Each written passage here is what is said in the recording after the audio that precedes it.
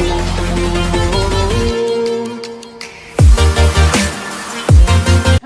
Hi guys, आप सभी का स्वागत है पीआर मेमोरियल आईटीआई में। आप सभी को ये समझ में आ रहा होगा, आई होप कि मतलब कि जो भी वीडियोस पढ़ रहे हैं, ऐड हो रहे हैं, जो भी वीडियोस बन रहे हैं, तो आप लोगों को समझ में आ रहा है अच्छे से।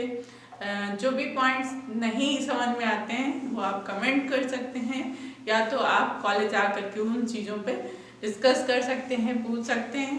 ठीक है गाइस, जो भी चीज़ें हैं जितना अच्छे से आप यदि पढ़ते हैं, रिवीजन करते हैं, किसी भी वीडियो को स्किप करके आप कोई भी निष्कर्ष नहीं निकाल सकते।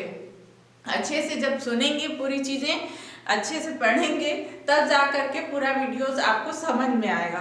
किसी टॉपिक को समझने के लिए उसको पूरा कंप्लीट भी करना होता है, तो इस वजह से अच्छे से उसको सुनिए, पढ़िए, तब जा करके क्लियर होगा। जो चीज़ नहीं समझ में आती है, व्हाट्सएप ग्रुप बना हुआ है, उसमें आप कमेंट करिए, बोलिए, बताइए किस तरह से, कहाँ पे किन चीज़ों को नहीं समझ में आया, वो हम कई बार आपको बताएंगे, क्लियर करेंगे, जब तक आपके समझ में नहीं आता जो भी चीज़ें हैं। ठीक है, चलिए आज का जो टॉपिक है उसके लिए हम उस पे एक बात करते हैं। जो आपका चल रहा था वायरिंग सिस्टम, लेसन आपका यही चल रहा है वायरिंग सिस्टम का। वायरिंग सिस्टम में टॉपिक्स हैं, जो चीज़ें हैं वो आपको बताई जा रही कि जैसे किसी भवन में हो गया, कार्यालय, उद्योगशाला, आईटी इंडस्ट्रियल एरिया, या कोई भी जगह हो गया, तो उसमें विद्युत पावर, जो इलेक्ट्रिक एनर्जी है, उसका उपभोग की जो सुविधा होती है, उपभोग की जो सुविधा होती है, उपयुक्त रूप में उपलब्ध है कि नहीं, कराना कैसे है, उन चीजों को वैद्युतिक वायरिंग कहलाती है। जो वैद्युतिक वायरिंग होती है वो वैद्युतिक वायरिंग कहलाती है। इलेक्ट्रिकल वायरिंग जिसे कहते हैं, वैद्युतिक वायरिंग का हम चयन किस तरह से करते हैं, ये चीजें आप लोगों को नेक्स्ट जो आपका पहला वीडियो था उसमें भी कुछ चीजें क्लियर की थी, काफी हद तक चीजों को बताया था, किस नियम के अनुसार होते हैं, रूल्स बनाए जाते हैं, किस तरह से प्रोवाइड होती है, किन चीजों की सेफ्टी होना चाहिए, कैसे आकर्षक होती है वायरिंग जो घरों में की जाती है, तो इन सब चीजों को किस तरह से किया जाता है, उन सब चीजों के बारे में बताया है। अब आगे आपका जो है वैद्युतिक वायरिंग किस तरह से होती है, कुछ पॉइंट्स हैं मैं बता देती हूँ, तो आपके समझ में आएगा कि मतलब कि वैद्युतिक वायरिंग के जो चयन होती है उसमें मजबूती होनी चाहिए, अग्निरोधकता होनी चाहिए, सुरक्षा होनी चाहिए, आदि का विशेष ध्यान रखना चाहिए। ठीक है, और उसके अलावा वैद्युतिक वायरिंग की जो स्थापना पूर्ण रूप से सुरक्षा गुणांक एवं विद्युत जो भारतीय विद्युत नियमों के अनुसार के अंतर्गत संपन्न की जानी चाहिए। उसके निम्न प्रकार के होते हैं, किस तरह से कि वायरिंग का जो कार्य है किसी लाइसेंसदार ठेकेदार के ही द्वारा कराना चाहिए। एक लाइट में 8 पॉइंट्स और 800 वाट होने चाहिए। ये चीजें आपको बता रही हूँ, रिवीजन करा दे रही हूँ। पावर परिपथ में 2 पॉइंट होने चाहिए, जिसमें 3000 वाट के लगभग होते हैं, और उसके अलावा लाइट व पावर में वायरिंग जो होती है वो पृथक पृथक की जाती है। लोड की गणना जो है इस प्रकार की जाती है कि जैसे कि मैंने आपको एग्जांपल के रूप में बताया था, लैंप 60 वाट का होना चाहिए, सॉकेट 100 वाट का होना चाहिए, ट्यूब 40 वाट का होना चाहिए, पंखा 60 वाट का होना चाहिए। पावर के हिसाब से पावर सॉकेट होना चाहिए 1000 वाट का, मरकरी लैंप होना चाहिए 80 वाट का, इसी अनुसार टेलीविजन 80 वाट का होना चाहिए, 60 वाट का, मतलब कि इस तरह से हम एक इंडेक्स टाइप में बना लेते हैं कि क्या क्या चीजें आपको लगानी है, कितने एवज तक की लगानी है। जैसे कि 8 पॉइंट लिए तो 800 वाट तक के होने चाहिए। उसके अलावा पावर परिपथ में लिया गया तो 2 पॉइंट होने चाहिए 3000 वाट तक के। तो उस हिसाब से हम इन सब चीजों की एक लिस्ट बनाते हैं और एक लेआउट, मतलब कि ये सब चीजें रखते हैं। बाथरूम में स्विच बाहर से लगाना चाहिए, कभी अंदर से नहीं लगाना चाहिए। अंदर बाहर जो टाइट स्विच होते हैं वो लगाना चाहिए। टाइट स्विच लगाना चाहिए, लाइट स्विच। और जो सॉकेट होते हैं वो 3 पिन का ही होना चाहिए, जिसमें अर्थ तार का लगाना आवश्यक होता है। पंखे भूमि में 2.4 मीटर से 3 मीटर ऊपर होने चाहिए। जो भी आपके पंखे लगे होते हैं, जो भूमि से डिस्टेंस होता है वो इस तरह से होना चाहिए। सभी लाइट फर्श से 2.25 मीटर की कम से कम दूरी पर होने चाहिए, मतलब कि 2.25 मीटर से कम नहीं होने चाहिए, उससे नीचे नहीं होने चाहिए, उससे ऊपर चलेगा। फेज तार जो होते हैं, फ्यूज लगाया जाता है, फेज तार में फ्यूज लगाया जाता है। न्यूट्रल या अर्थ तार में क्या होना चाहिए, में फ्यूज नहीं लगाना चाहिए। न्यूट्रल तार में कभी न्यूट्रल या अर्थ तार में फ्यूज नहीं लगाना चाहिए। वायरिंग में प्रयुक्त सभी धात्विक भाग जो मेटेलिक पॉइंट होते हैं अर्थ होने चाहिए। जो मेटेलिक पॉइंट होते हैं वो सारे अर्थ होने चाहिए। 3 फेज की लाइन में तीनों फेजों को लाल, पीले व नीले रंग से चिन्हित किया जाना चाहिए, ठीक है। उसके अलावा मीडियम या हाई वोल्टेज पर कार्य करने वाली मशीनों को दोहरी अर्थ वायर से अर्थ करना चाहिए, उसके अलावा नई वायरिंग में क्या चीजें होनी चाहिए, नई वायरिंग में विद्युत देने से पूर्व मेगर से सभी परीक्षण कर लेना चाहिए। सभी प्रकार के स्विच सॉकेट आदि कमरों में अंदर होने चाहिए। खुले में लगाने के लिए बाहर टाइट वाले पॉइंट लगाने चाहिए। एक से अधिक एक परिपथ हो तो उन्हें डिस्ट्रीब्यूशन बोर्ड द्वारा ही लगाना चाहिए। वायरिंग से पूर्व जो होना चाहिए, वायरिंग का लेआउट बनाना चाहिए, परिपथ आरेख बना लेना चाहिए, उसी अनुसार ये सब चीजें की जाती हैं। जैसा कि मैंने आपको रिवीजन करा दिया, इन सब चीजों का बहुत महत्वपूर्ण ध्यान रखना चाहिए, इन सब चीजों का। चलिए आते हैं वायरिंग से रिलेटेड सिंबल्स। जो वायरिंग से रिलेटेड सिंबल्स होने चाहिए, किस तरह से होने चाहिए। पॉजिटिव प्लस से प्रदर्शित किया जाना चाहिए। प्लस का जो है वो पॉजिटिव वायर भी प्लस से प्रदर्शित होता है, और जो नेगेटिव है तो नेगेटिव आप देख सकते हैं इस तरह माइनस होता है, नेगेटिव का जो चिन्ह होता है। अर्थ का पॉइंट इस तरह से बनता है, अर्थिंग में भी बताया गया है। और ज्वाइंट का सिंबल इस तरह से बनेगा, ज्वाइंट का जो सिंबल है इस तरह से बनेगा। क्रॉस्ड वायर का सिंबल इस तरह से बनेगा। आप लोग नोट डाउन कर लीजिए, कॉपियों में देख करके ये नोट डाउन कर लीजिए। और इंटरमीडिएट स्विच का इस तरह से बनेगा। इस तरह से जितने भी सिंबल्स होते हैं ये आप लोगों को बनाने होंगे, और भी जो सिंबल है वो आपकी बुक में दिए हैं, और भी सिंबल्स बना सकते हैं, और इनको बहुत अच्छे से आप लोग राइट कर करके याद कर लीजिए बहुत अच्छे से, क्योंकि लेआउट में हो गया, डिस्ट्रीब्यूशन बोर्ड में, कहीं भी किसी भी काम तो आपको मशीनों में भी सिंबल ही मिलेंगे, इसलिए सिंबल बहुत जरूरी है। चलिए वायरिंग सिस्टम क्या चीज है। सभी प्रांतों में विद्युत ऊर्जा का जो वितरण है, संबंधित विद्युत बोर्ड, जो विद्युत बोर्ड या विद्युत निगम द्वारा किया जाता है। किसके द्वारा किया जाता है? विद्युत निगम के द्वारा किया जाता है।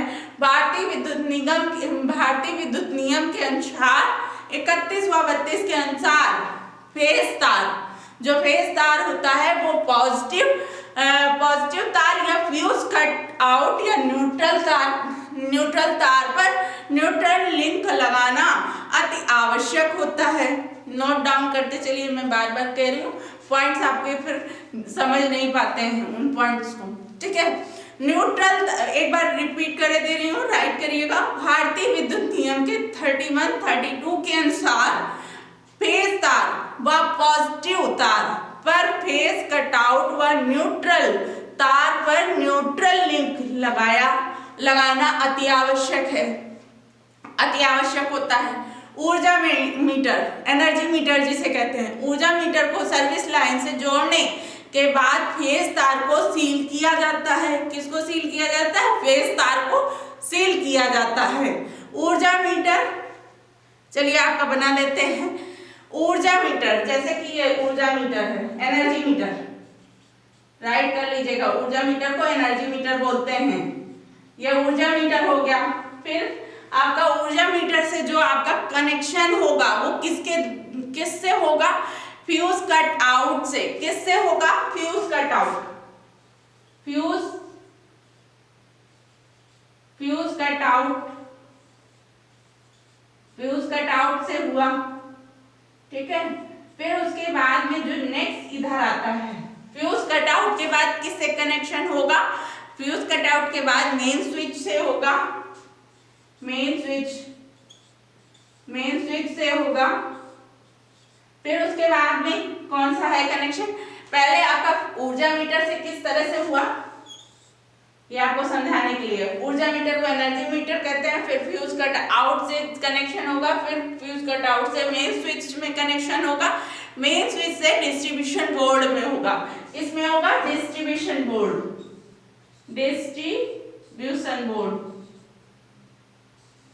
वितरण प्रणाली, डिस्ट्रीब्यूशन बोर्ड, डिस्ट्रीब्यूशन, इसको हिंदी में भी डिस्ट्रीब्यूशन लिख सकते हैं या वितरण बोर्ड लिख सकते हैं, वितरण बोर्ड हिंदी में। अब इसको एनर्जी मीटर भी लिख सकते हैं, एनर्जी मीटर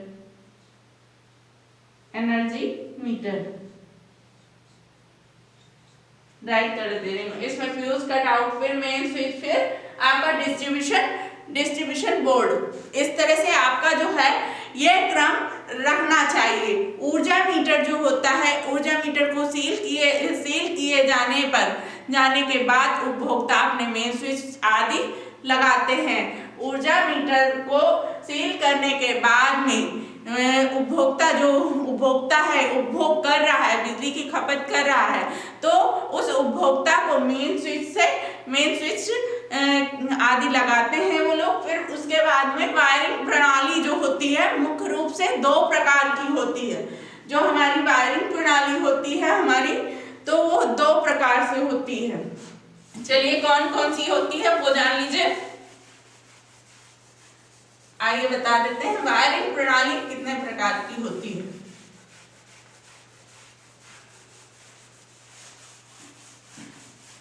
राइट करिएगा, ये सब नोट डाउन कर लिया आप लोगों ने। हमारे वीडियोस आपको अच्छे लगते हैं तो प्लीज लाइक करिए, सब्सक्राइब करिए, शेयर करिए।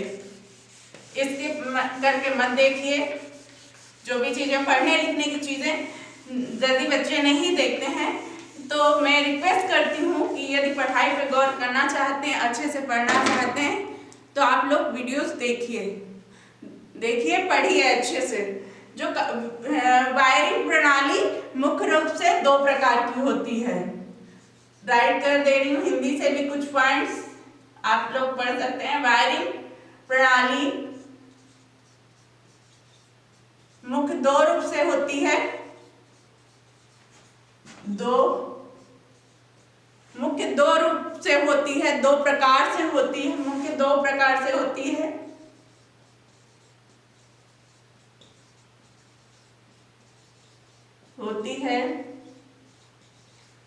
नंबर 1 आपकी जो प्रणाली है वितरण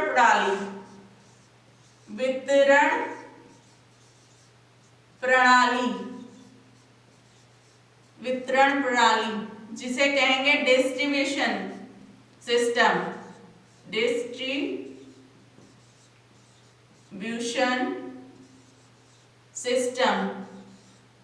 राइट करिए, डिस्ट्रीब्यूशन सिस्टम। ये आपका इंग्लिश में भी हो गया, हिंदी में भी, और इसको हिंदी में भी वही चीज लिखेंगे, डिस्ट्रीब्यूशन प्रणाली। सेकंड कौन सी है? सेकंड जो आपकी है वृक्ष प्रणाली। सेकंड क्या है? वृक्ष प्रणाली। सेकंड है आपकी वृक्ष प्रणाली, जिसे कहते हैं इंग्लिश में ट्री प्रणाली, ट्री सिस्टम।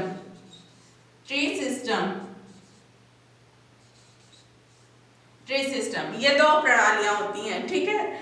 ये दो प्रणालियां होती हैं। दो प्रणाली वायरिंग के जो प्रणाली का चयन है, चयन करते समय परिपथों की संख्या, फेज संख्या, वोल्ट, वातावरण, भवन का क्षेत्रफल या आकार को ध्यान में रखना चाहिए। डिस्ट्रीब्यूशन जो सिस्टम है आपका, डिस्ट्रीब्यूशन सिस्टम, आइए चलिए पढ़ते हैं डिस्ट्रीब्यूशन सिस्टम। डिस्ट्रीब्यूशन सिस्टम क्या है? यह प्रणाली अधिक प्रचलन में है। ये जो प्रणाली है सबसे अधिक प्रचलन में है। जिस तरह के आपके ये चित्र में दिखाया गया देख सकते हैं आप लोग, ये डिस्ट्रीब्यूशन का चित्र है। पहले डिस्ट्रीब्यूशन बोर्ड होता है, ये पुराने तरह के old type service connection for power circuit.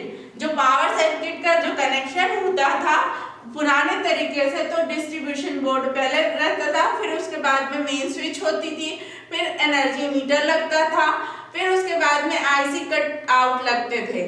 अब न्यू सिस्टम में क्या हुआ? न्यू टाइप के सर्विस जो कनेक्शन है, service connection for power circuit, इसको मैंने शॉर्ट में लिख दिया है, राइट कर लीजिए, है यही चीज। New type of service connection for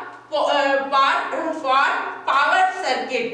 तो न्यू कनेक्शन में क्या हुआ? डिस्ट्रीब्यूशन बोर्ड हुआ पहले, फिर उसके बाद मेन स्विच हुई, मेन स्विच के बाद आईसी कट आउट लग गया, मेन स्विच के बाद आईसी कट आउट लग गया, फिर उसके बाद एनर्जी मीटर हो गया। इस तरह से आपकी जो डिस्ट्रीब्यूशन प्रणाली है, सिस्टम है, वो वर्क करने लगा। किस तरह से? ये चीजें कि मतलब कि न्यूट्रल लिंक, अर्थ टर्मिनल, ये आप देख सकते हैं। डिस्ट्रीब्यूशन बोर्ड का अर्थ सहित ये किस तरह से वर्क करेगा, देखिए डिस्ट्रीब्यूशन बोर्ड हो गया, फ्यूज ये देखिए हो गया, अर्थ टर्मिनल हो गया, सर्किट फ्यूज हो गए। किस तरह से टर्मिनल्स निकाले जाते हैं? सर्किट फ्यूज से ये 3 टर्मिनल निकले, और फिर इस जगह से आपका जो है ये भी टर्मिनल्स निकलते हैं। किस तरह से आप देख पाएंगे कि जैसे कि आपका मेन आईसीडीपी स्विच हो गया, और इधर जो आपके हैं वो आपके सर्किट फ्यूज हो गए, ये आपके सर्किट फ्यूज हो गए। क्या हो गए? सर्किट फ्यूज हो गए। और जो आपका ये न्यूट्रल लिंक हो गया, ये जो आपका है न्यूट्रल लिंक हो गया, ये आपका न्यूट्रल लिंक हो गया, ये आपके सर्किट फ्यूज हो गए, ये आपके सर्किट फ्यूज हो गए, ये न्यूट्रल लिंक हो गया, ये न्यूट्रल लिंक हो गया, ये आपका न्यूट्रल लिंक हो गया, ये आपका न्यूट्रल लिंक, ये न्यूट्रल लिंक से कनेक्शन हुए। ये जो सर्किट फ्यूज है, सर्किट फ्यूज से कनेक्ट होकर के लाइन और न्यूट्रल के वायर गए इस तरह से, और ये लिंक यहाँ से आपको एंड पोल और लाइन, न्यूट्रल और लाइन का कनेक्शन होता है। फिर उसके बाद में फ्यूज सर्किट से होते हुए ये इस तरह से न्यूट्रल लिंक, डिस्ट्रीब्यूशन बोर्ड, यहाँ से आपका सर्किट, यहाँ से आपकी बिजली प्राप्त होती है। इस तरह से आपका यहाँ फ्यूज इस तरह से जाता है।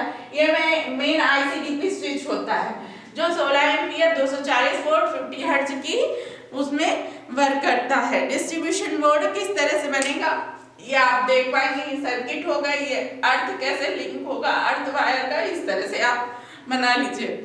और इस तरह से जो परिपथ को बंद या चालू, मतलब कि जैसे कि न्यूट्रल लिंक है, न्यूट्रल लिंक, अर्थ टर्मिनल, जो आपका न्यूट्रल लिंक है, देख पा रहे होंगे 3 न्यूट्रल लिंक है, वहां से कनेक्शन हुआ है, ये आप देख पाएंगे न्यूट्रल लिंक, न्यूट्रल लिंक देख पा रहे हैं। अर्थ टर्मिनल, फ्यूज कट आउट के बाद प्रत्येक ब्रांच के लिए फ्यूज है, प्रत्येक ब्रांच के लिए हमारे फ्यूज लगे हुए हैं, फ्यूज लगे हुए हैं। वर्तमान में एमसीबी लगाई जाती है, जो आज के करंट के जो चल रहा है युग, उसके अनुसार एमसीबी का यूज हम लोग करते हैं। पहले फ्यूज कट आउट का यूज करते थे, अब एमसीबी लगाई जाती है। प्रत्येक परिपथ में अलग अलग समय में परिपथ को बंद व चालू किया जा सकता है। क्या किया जा सकता है? प्रत्येक परिपथ को बंद या चालू किया जा सकता है।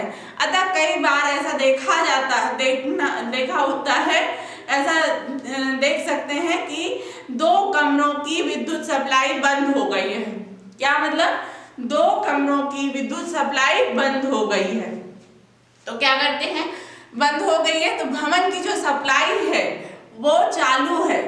यह लाभ डिस्ट्रीब्यूशन प्रणाली के अंतर्गत मिलता है हमें कि यदि कहीं पे फॉल्ट हो गया है किसी कमरे में तो उसी कमरे की लाइट डिस्कनेक्ट हो जाएगी, उस कमरे में लाइट नहीं जलेगी, दो कमरों की नहीं जल रही और सभी जगह लाइट चलती रहती है। ये आपका डिस्ट्रीब्यूशन बोर्ड अर्थ सहित जब होता है तब ये इस तरह से वर्क करता है। सभी जगह की पूरी बिजली बिल्कुल बंद नहीं हो पाती है जिससे हमको ये बेनिफिट मिलता है डिस्ट्रीब्यूशन बोर्ड से। चलिए आपका आता है नेक्स्ट पॉइंट, डिस्ट्रीब्यूशन बोर्ड। ये आपका डिस्ट्रीब्यूशन अर्थ सहित था। डिस्ट्रीब्यूशन बोर्ड कैसे होते हैं ये आप देख पाएंगे। ये डिस्ट्रीब्यूशन बोर्ड है, किस तरह से होती है। डिस्ट्रीब्यूशन बोर्ड जो है आपका सप्लाई डिस्ट्रीब्यूशन क्रम के अनुसार सर्वप्रथम ऊर्जा मीटर तक सप्लाई देने वाला समांतर जो सप्लायर है, सप्लायर जो होता है वो भारतीय विद्युत नियम के अनुसार सप्लाई देकर सील लगाता है। जैसे पहले बताया कि सप्लाई देकर के सील लगाता है। उपभोक्ता के क्षेत्र में KitKat fuse main switch distribution board आता है। ये देख सकते हैं डिस्ट्रीब्यूशन बोर्ड आता है, मेन स्विच आता है, एनर्जी मीटर, मतलब कि पहले आईसी कट आउट लगे, फिर एनर्जी मीटर लगा, फिर उसके बाद मेन स्विच, फिर डिस्ट्रीब्यूशन बोर्ड। इस तरह से ये क्रम चलता है। ओल्ड वाले में ये क्रम चलता है और न्यू जो कनेक्शन होते हैं तो उसमें ये होता है, पहले एनर्जी मीटर लगा, फिर उसके बाद में आईसी कट आउट लगे, फिर उसके बाद में मेन स्विच लगाया गया, फिर डिस्ट्रीब्यूशन बोर्ड लगाया गया। इस तरह से कनेक्शन चलते हैं। कनेक्शन चलने के बाद में मुख्य जो भूमिका होती है डिस्ट्रीब्यूशन बोर्ड की यह होती है कि किसी भी शाखा में ले लें तो 10 पॉइंट्स, कितने 10 संख्या मतलब 10 पॉइंट से अधिक नहीं हो। प्रत्येक शाखा में 800 वाट से अधिक का लोड नहीं लगाना चाहिए। सॉकेट की जो संख्या 5 से अधिक नहीं होनी चाहिए। इसमें डिस्ट्रीब्यूशन बोर्ड पर एमसीबी का लगाया जाना या किट-कैट फ्यूज का लगाया जाना जरूरी होता है। वहीं से प्रत्येक शाखा का जो फेज का वितरण होता है वो किया जाता है। न्यूट्रल लिंक से न्यूट्रल तार आगे परिपथ में भेजी जाती है। लोड की रूपरेखा किस तरह से होती है? लोड की जो रूपरेखा होती है, पंखों का लोड हो, जैसे सॉकेट के हिसाब से 80 जिस हिसाब से बताया, फ्लोरोसेंट ट्यूब होना चाहिए 40, आपको पहले भी बता दिया है। अब देखा जाए तो विद्युत ऊर्जा में बचत के लिए सबसे अच्छा जो इस समय है एलईडी, लाइट इमिटिंग डायोड। जो एलईडी का फुल फॉर्म होता है तो आप लोग राइट कर लीजिए। एलईडी का फुल फॉर्म होता है लाइट इमिटिंग डायोड। चलिए आगे भी बताते जाएंगे इसके बारे में, जब मैं आपको पढ़ाऊंगी आगे चल करके, तब इसका फुल फॉर्म, इसकी सारी चीजें बताते जाएंगे। अभी आप शॉर्ट में फुल फॉर्म लिख सकते हैं एलईडी का। ये सबसे अच्छा होता है। ये जैसे कि 9 वाट, 12 वाट और जैसे 32 वाट, 40 वाट, मतलब कि कम 15 वाट भी आते हैं। तो इस तरह से रोशनी अधिक होती है और खपत कम होती है ऊर्जा की। और उसके अलावा चलिए आपका एडवांटेज और डिसएडवांटेज जान लेते हैं। डिस्ट्रीब्यूशन प्रणाली के लाभ और हानि क्या होते हैं। लाभ भी जान लीजिए। डिस्ट्रीब्यूशन प्रणाली के लाभ, इसमें दोस्त तलाश करना बहुत आसान होता है।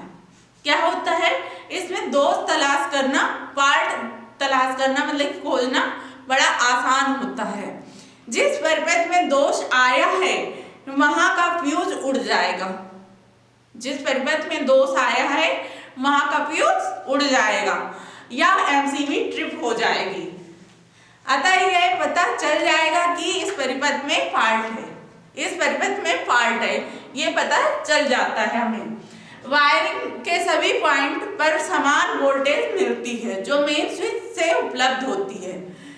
एमसीबी या फ्यूज बोर्ड एक स्थान पर लगे होने के कारण इन्हें बदलना आसान होता है।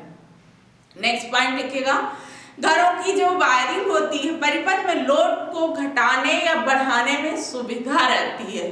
लोड को घटाने या बढ़ाने में सुविधा रहती है जो वायरिंग परिपथ होता है उसके द्वारा, ठीक है।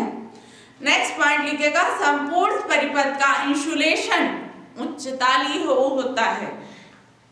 जो संपूर्ण परिपथ का इंसुलेशन होता है वो पूरा अच्छे से उच्चता हाई कैपेसिटी का होता है।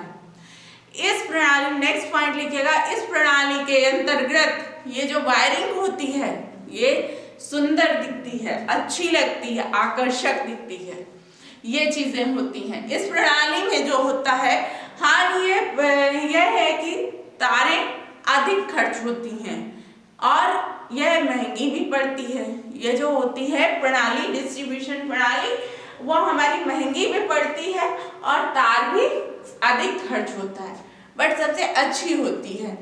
बिजली के खंभों पर से घर तक मीटर बोर्ड तक आने वाली तार सर्विस क्या कहलाती है?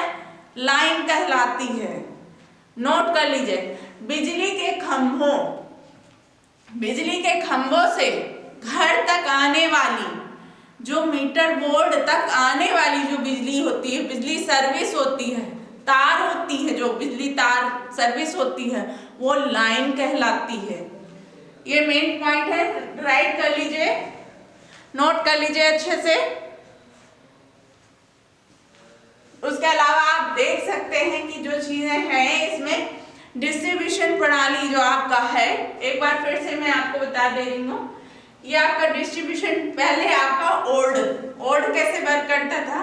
आईसी कट आउट लगा हुआ था पहले, फिर उसके बाद में एनर्जी मीटर लगता था, फिर उसके बाद मेन स्विच लगता था, मेन स्विच के बाद डिस्ट्रीब्यूशन बोर्ड लगता था। और न्यू टाइप की सर्विस जो हो गई है आपकी, तो वो एनर्जी मीटर पहले लगेगा, फिर उसके बाद आईसी कट आउट लगेगा, फिर उसके बाद मेन स्विच लगेगा, फिर डिस्ट्रीब्यूशन बोर्ड लगेगा। आप लोग ये नोट कर लीजिए जल्दी से आप लोग ये सारी चीजें नोट कर लीजिए। और वृक्ष प्रणाली, अब इसके बाद में मैं आप लोगों को नेक्स्ट टॉपिक में वृक्ष प्रणाली पढ़ाने वाली हूँ। और उसके अलावा देखा जाए तो आप लोग जितनी भी चीजें मैंने डायग्राम बनाए हुए हैं आपको समझाने के लिए, और जो ये बोर्ड बनाए हैं ये आप लोग राइट कर लीजिए, अपनी कॉपियों में नोट डाउन करते चलिए जो भी चीजें हैं, जिससे आपको क्लियर रूप से समझ सकें कि क्या क्या चीजें होती हैं, किस तरह से वर्क होता है, करते हैं विद्युत प्रणाली में, किस तरह से वायरिंग की जाती है, वायरिंग कौन सी अच्छी होती है, ये सारी चीजें नोट करते जाइए। इससे आपको सारी चीजें पता चलती रहेंगी। यदि आप नहीं नोट करेंगे तो आपको नहीं समझ में आएगा। और कोई वीडियोस भी आप स्किप करके मत देखिए, इस तरह से देखेंगे तो नहीं समझ पाएंगे किसी चीज को। कोई चीज आप पढ़ रहे हैं तो उसको पूरा देखिए। अन्य वीडियोस तो बच्चे बहुत अच्छे से इंटरेस्ट लेकर देखते हैं। मैं आशा करती हूँ कि पढ़ाई को भी इंटरेस्ट ले करके देखें, अच्छे से पढ़ें, जिससे कि आपका जो सिलेबस है, जो भी चीज़ें हैं वो आप लोग पढ़ सकें, आगे अग्रसर हो सकें अपने फील्ड में। जो चीज़ें पढ़ाई से रिलेटेड हैं उनको मोटिव बना करके बच्चे अच्छे से देखें, यही आशा करती हूँ मैं। तो इससे बच्चों की लाइफ अच्छी जाएगी। अन्य वीडियोस को तो इम्पोर्टेंस बहुत देते हैं बच्चे, वो चीज़ कम कर दें यदि पढ़ाई को इम्पोर्टेंस देनी है तो। ठीक है बच्चों, आज के लिए इतना ही। कल मैं आपको ट्री सिस्टम पढ़ाऊंगी, ट्री सिस्टम वृक्ष प्रणाली। आज के टॉपिक को खत्म करते हैं। आज के लिए धन्यवाद।